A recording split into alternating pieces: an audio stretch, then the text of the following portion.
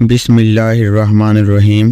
ایک شخص اندھیری رات میں فجر کی نماز پڑھنے کے لیے گھر سے نکلا۔ اندھیری کی وجہ سے اسے ٹھوکر لگ گئی اور وہ منہ کے بل کیچڑ میں گر گیا۔ کیچڑ سے اٹھ کر وہ گھر واپس آیا اور لباس تبدیل کر کے دوبارہ مسجد کی طرف چل دیا۔ ابھی چند قدم ہی چلا تھا کہ دوبارہ اسے ٹھوکر لگ گئی اور وہ دوبارہ کیچڑ میں گر گیا۔ کیچڑ سے اٹھ کر وہ پھر دوبارہ اپنے گھر گیا، لباس بدلا اور مسجد جانے کے لیے دوبارہ گھر سے نکلا۔ جیسے ہی وہ اپنے گھر سے باہر نکلا تو اس نے دیکھا دروازے پر اسے ایک شخص ملا جو اپنے ہاتھ میں روشن چراغ تھامے ہوئے تھا۔ چراغ والا شخص چپ چاپ نمازی کے آگے مسجد کی طرف چل دیا۔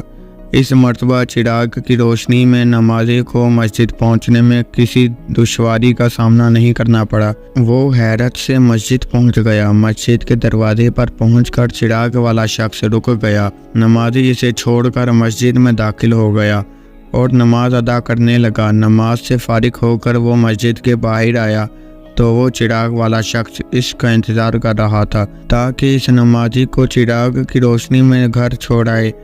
جب نمازی گھر پہنچ گیا تو نمازی نے اجنبی شخص سے پوچھا، آپ کون ہیں؟ اجنبی شخص بولا، سچ بتاؤں تو میں ابلیس ہوں۔ نمازی کی تو حیرت کی انتہا نہ رہی۔ اس اجنبی کی یہ بات سن کر نمازی سوچنے لگا، ابلیس شیطان کیسے مجھے مسجد تک چھوڑ سکتا ہے؟ اس کا کام تو لوگوں کو بہکانا ہے۔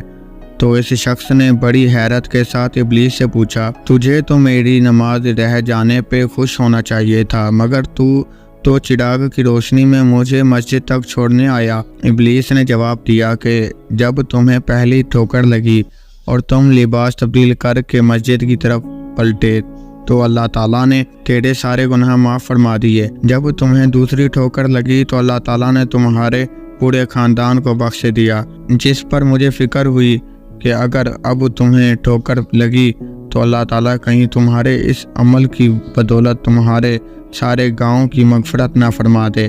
اس لیے میں چراغ لے کر آیا ہوں کہ تم بغیر گرے مسجد تک پہنچ جاؤ۔ اس شخص نے جیسے ہی یہ بات سنی تو اس نے اللہ تعالیٰ کی بارگاہ میں اپنا سر جھکا کر اللہ کا شکر ادا کیا۔ یہ ہے ہمارے رب کی شان، سبحان اللہ، ہمارے رب کی شان، سبحان اللہ۔